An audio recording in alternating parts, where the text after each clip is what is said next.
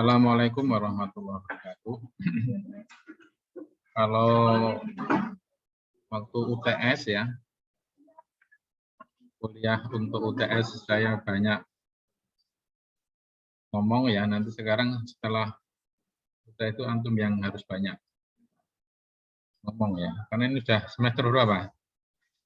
Semester 4 atau 6 antum tuh? Semester berapa Faisal? Antum itu? Semester 3, Sir. Semester 3? Semester 3, Sir. Iya, semester 3 ya. Enggak apa-apa, sudah mulai ini. Pertama, nanti akan mempresentasikan ya beberapa teori-teori yang sudah, teori-teori komunikasi politik yang sudah saya share ya. Nanti tetap juga saya unggah ya di YouTube sebagai apa ya, memang bukti mengajar ya dengan sistem daring ya, memang salah satu dokumennya ya di YouTube itu. Dan nanti saya tetap semakin yang saya harapkan ya, selain sebagai bukti absensi, memang itu adalah bahwa antum memang mengikuti betul mata kuliah itu, sehingga saya pengen bahwa komentarnya itu yang elegan ya, tidak sekedar hadir Ustaz ya, jangan gitu ya. Oh, materinya bermanfaat, itu kan pemanis ya. Makanya apa yang disampaikan itu catatan kritisnya apa ya. Mungkin pertanyaan yang perlu antum dalami apa, itu yang penting. Itu di situ ya. Oke ya. Pertama yang ingin saya sampaikan ya, sebelum sebagai kata pengantar. Pertama,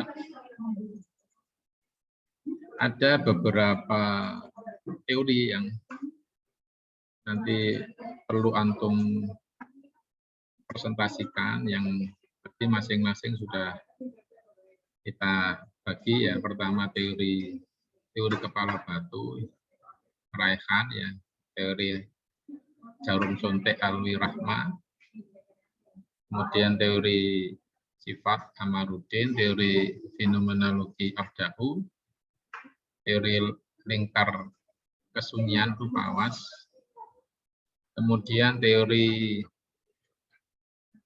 adopsi ya El-Bakhr, kemudian teori empati homofili oleh Daikan, kemudian teori kebutuhan itu Fajar Rahman, teori perubahan Santa Maulana, teori psikologi analitik itu Samsul Romli ya, teori tipe oleh Taufik Rahman, kemudian teori sifat, yes. Saya kira itu ya beberapa yang sudah saya sebut tadi. Oke.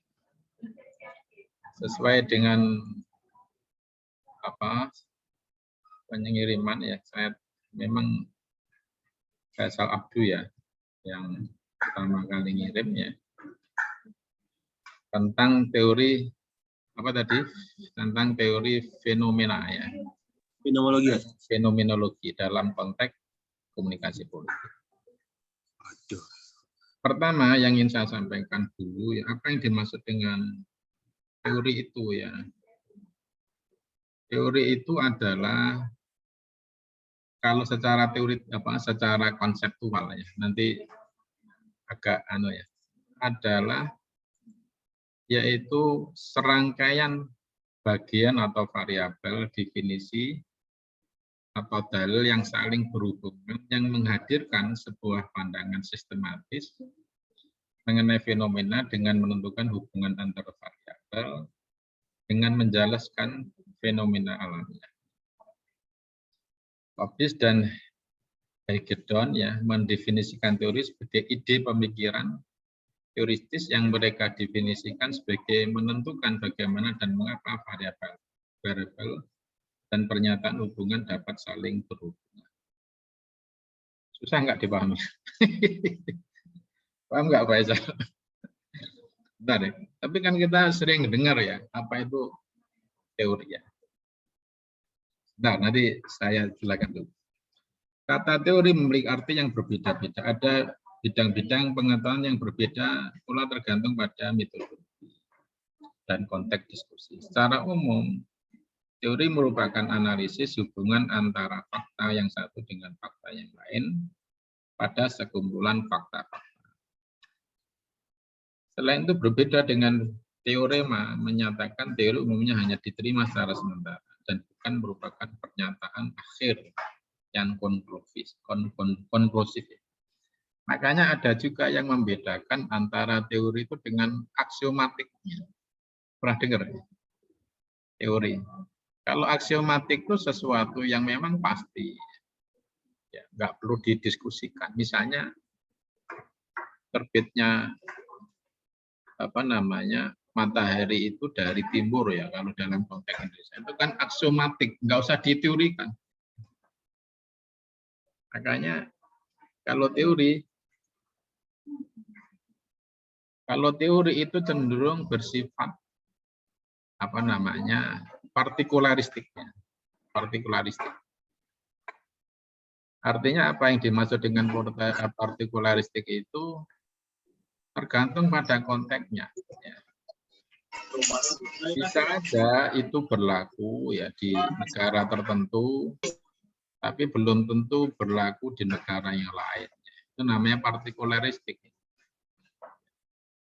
Tapi apa sih yang dimaksud dengan teori itu ya?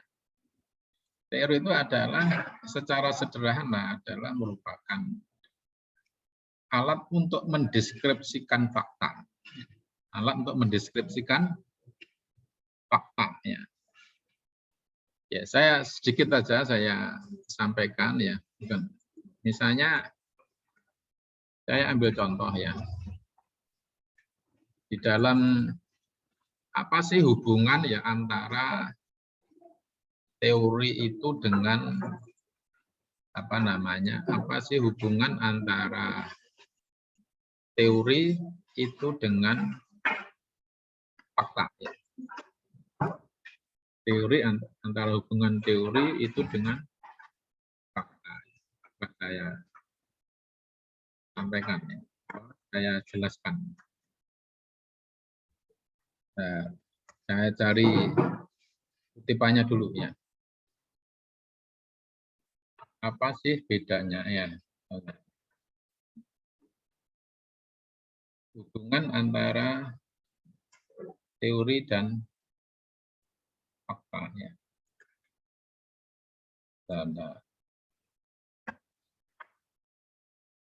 Kemarin itu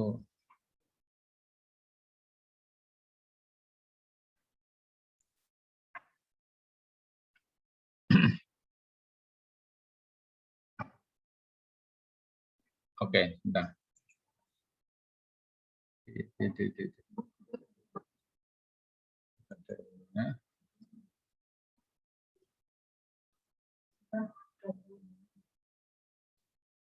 Oke.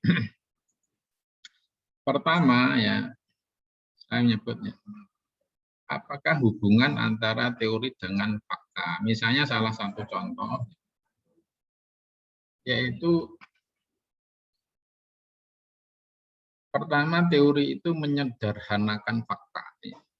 Fungsi teori ya, ini saya sampaikan, itu menyederhanakan fakta. Fakta yang kompleks, maka fungsi dari teori itu adalah fungsinya adalah untuk menyederhanakan. Saya ambil contoh.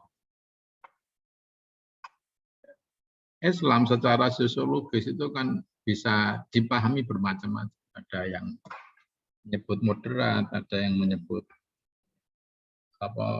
garis keras, ada yang menyebut tradisional, ya. Ada ekstrim, macam-macam ya, tergantung kepentingan-kepentingan orang. Tapi kemudian oleh para teoritis itu disederhanakan menjadi 3 yang kompleks itu kan macam-macam. Itu misalnya dibagi menjadi 3 ya, Islam konservatif, Islam moderat, Islam liberal misalnya itu. Itu artinya di situ fungsi teori itu adalah menyederhanakan itu di situ. Makanya di sini Nanti coba ya dalam akhir diskusi nanti coba saya angkat ya. Tapi sebagai sebuah pengantar ya saya kira itu yang dimaksud. Artinya memang kalau saya menyebut semoga tidak berlebihan ya, makanya ketika kita ingin mengatakan bahwa sebuah ilmu itu berkembang atau mengalami stagnasi itu berbanding lurus dari teori itu. Ada dinamika yang ada di dalam teori itu. Makanya saya menyebut ya sebenarnya apa sih bedanya antara skripsi, tesis, disertasi itu kan salah satunya kan perlakuan terhadap teori tadi. Misalnya dalam konteks skripsi itu memahami, tesis itu misalnya bagaimana menggunakan teori. Kalau disertasi itu misalnya mengkritisi teori sehingga nanti lahir teori baru atau teori yang berbeda dari teori sebelumnya. Maka di sini para teoritisi ya komunikasi politik tadi mencoba menyederhanakan itu di dalam beberapa yang saya sebut tadi ya. Ya, di antaranya mereka menyebut misalnya teori kepala batu tadi ya. Mereka menyebut teori kepala batu, menyebut teori jarum suntik, teori sifat dan seterusnya yang saya sebut tadi. Syukur nanti bisa antum perkaya ya dengan dengan yang lain-lain itu. Atau di samping antum bicara sisi apa sih yang ada dalam teori itu, nah syukur nanti tetap antum mulai dengan apa yang dimaksud dengan teori. Saya kira itu ya, Faisal Abdau ya. Silahkan